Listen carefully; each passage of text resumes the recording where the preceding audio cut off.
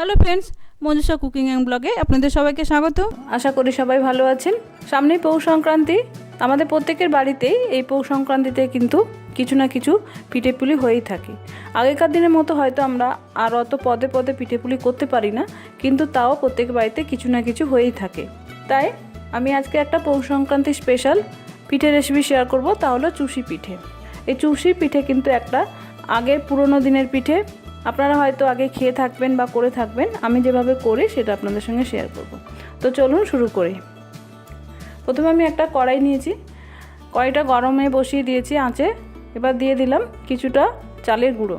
আমি এখানে সেদ্ধ চালের গুঁড়ো নিয়েছি, আপনারা চাইলে আতপ চাল নিতে পারেন। এবার দিয়ে দিলাম অল্প নুন। নুনটা দিয়ে দিলে কি হবে, চুষিগুলো পানসে হবে না। এবার এটা আমি শুকনো খোলাতে মিনিট দুয়েক নেড়ে নেব। এবার আমি দিয়ে দিলাম গরম জল। এখানে আমি একবারে দেব না, আস্তে আস্তে গরম জল দিয়ে দেখবো যে কতটা গরম জল লাগে মোটামুটি।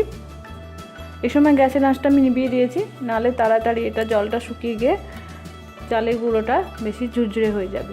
এবার আমি অল্প অল্প জল দিয়ে চালের গুঁড়োটা ভালোভাবে মিশিয়ে নিচ্ছি। এটা কিন্তু গরম জলই দেবেন, গরম জল দিলে একটা সুন্দর আঠালো ভাব আসে। দেখুন এবার আমি এটা কড়াই থেকে একটা থালাতে ঢেলে নিচ্ছি, যাতে আমি মাখবো। তাড়াতাড়ি কিন্তু কড়াই থেকে ঢেলে নিতে হবে, না হলে কিন্তু কড়াইতে বেশিক্ষণ রাখলে গরমে ঝুরঝুরে হয়ে যাবে, তখন মাখতে কিন্তু অসুবিধে হবে। তাই আমি একটা থালাতে ঢেলে নিলাম। দেখুন গরম থাকতে থাকতেই আমি এটা থালাতে ভালো করে মেখে নিচ্ছি। এটা একটু ভালো করে মেখে নিতে হবে, তাহলে কিন্তু একটু আঠালো আঠালো ভাব আসবে, চুষিগুলো সুন্দরভাবে হবে। নাহলে কিন্তু ঝুড়ো ঝুড়ো হয়ে যাবে, চুষি ঠিকমতো কাটা যাবে না। দেখুন সুন্দর মেখে নিয়েছি। এবার এটা আমি এর অর্ধেকটা রেখে দেব, আর অর্ধেকটা নিয়ে চুষি করব। কারণ একসঙ্গে যদি সবটা নিই তাহলে কিন্তু ঠান্ডা হয়ে যাবে, ঠান্ডা হয়ে গেলে চুষি করা অসুবিধা হবে। এবার দেখুন একটা থালাতে এভাবে ছোট ছোট করে কেটে নিচ্ছি। এটা কিন্তু আমি করছি না, আমার যা চুষি কাটতে আমাকে সাহায্য করছে। আমি খুব ভালো একটা চুষি কাটতে পারি না, আমার যা ভালো পারে তাই সে সাহায্য করছে। এরকম একটা বেলনিতে আমি যে টুকরো টুকরোগুলো কেটেছিলাম সেইটা এরকম লম্বা লম্বা করে নিই। এগুলো একটু লম্বা এরকম সরু করে নিতে হবে। যত সরু করবেন চুষি কিন্তু তত ভালো কাটা হবে। আর এরকম বেলনি বা শিলনোড়া নিতে পারেন, তাহলে সুন্দর হবে। প্লেন জায়গায় কিন্তু খুব অসুবিধে হয়, তাই এরকম যতটা পারবেন এরকমভাবে সরু লাঠির মতো করে নিতে হবে। দেখুন এবার এভাবে যে সরু লাঠির মতো করে গেছিলো সেটা থেকে এভাবে ছোট ছোট টুকরো করে কেটে এভাবে হাতে চেটো দিয়ে করতে হবে। এটা কিন্তু চালের গুঁড়ো একটু নিয়ে নিতে হবে, না হলে চুষিগুলো একটার সঙ্গে একটা লেগে যাবে। আমি একটু ক্লোজ থেকে দেখিয়ে দিচ্ছি যে কেমন করে কাটা হচ্ছে চুষিগুলো। এটা কিন্তু প্রথম দু একটা হয়তো একটু অসুবিধে হবে, তারপরে কিন্তু খুব সুন্দরভাবেই কাটা যায়। বিশেষ করে যারা কাটতে জানে, যাদের হাতের স্পিড আছে তাদের কিন্তু খুবই তাড়াতাড়ি হয়, কোনো অসুবিধা হয় না। এভাবে সরু সরু করে কেটে নেব। এটা হতে হতে আমি দুধটা জাল দিয়ে নেব। দেখুন আমি এখানে 1 লিটার দুধ নিয়েছি। এবার দুধটা আমি 10 মিনিট মতো একটু ঘন করে নেব, কারণ এটা একটু ঘন ঘন ক্রিমি ক্রিমি হলে কিন্তু খেতে ভালো লাগে, টেস্ট হয় বেশি, তাই 10 মিনিটে ঘন করে নেব। দেখুন 10 মিনিট মতো ঘন করে নিয়েছি। এবার আমি এখানে দিয়ে দেবো 300 গ্রাম মতো পাটালি গুড়।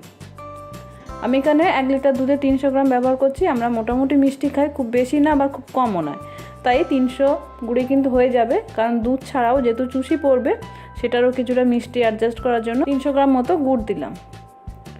এবার গুড়টা গলে যার পর আমি আরও 5 মিনিট মতো জাল দিয়ে নিয়েছি, কারণ গুড় দিলে একটু পাতলা হয়ে যায় দুধটা অনেকটাই ঘন ঘন হয়ে এসেছে।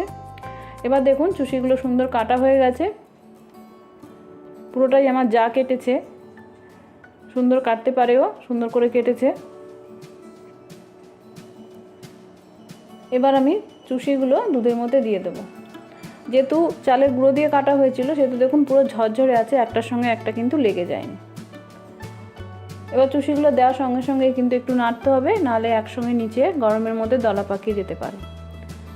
এটা নেড়ে দিতে হবে।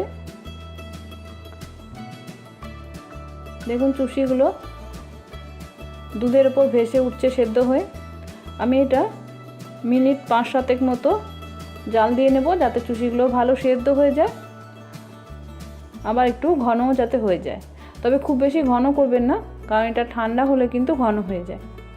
দেখুন চুষিটা হয়ে গেছে, অনেকটাই ঘন ঘন হয়ে এসছে, কারণ এটা যেহেতু চালের গুঁড়ো দিয়ে করা হয় সেটা একটু এরকম ঘন করে দেয়। এবার এটা আমি ঠান্ডা হলে 5 মিনিট পরে সার্ভ করব। দেখুন চুষি একটু ঠান্ডা হয়ে গেছে, তাই জন্য একটা ঘন হয়ে গেছে। তো বন্ধুরা দেখলেন তো, চুষি করা কিন্তু এমন কিছু কঠিন না, শুধু কায়দাটা জানতে হবে, কায়দা জানলেই করা যাবে। তো আমি যেভাবে দেখিয়েছি সেভাবে যদি করেন খুব সহজেই করতে পারবেন। তো এই পৌষ সংক্রান্তিতে অবশ্যই বাড়িতে ট্রাই করে আমাকে জানাবেন কমেন্ট করে যে কেমন হয়েছে।